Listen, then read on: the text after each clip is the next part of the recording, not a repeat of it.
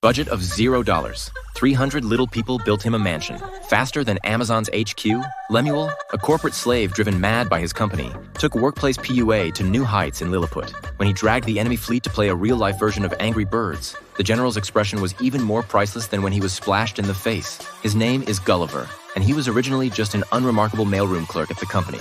A business trip accidentally took him to the Bermuda Islands, but he encountered a sudden storm at sea. When he woke up, he found himself tied up by a group of little people less than 4 inches tall. Even his size 13 shoes were locked up, and with a slight struggle, he and the barrel were pulled dozens of meters away.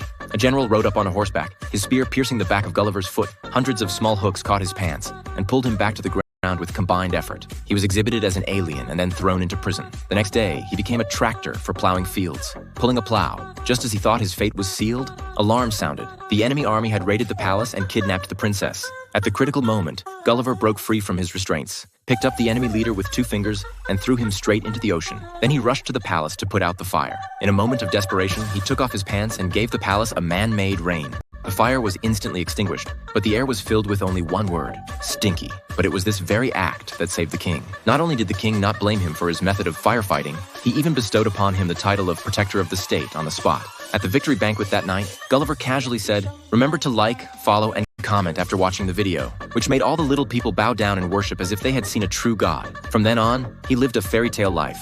People helped him make coffee and cut his nails. Thousands of people watched movies with him. The king personally awarded him medals and regarded him as a national hero. However, all of this also laid the groundwork for a crisis.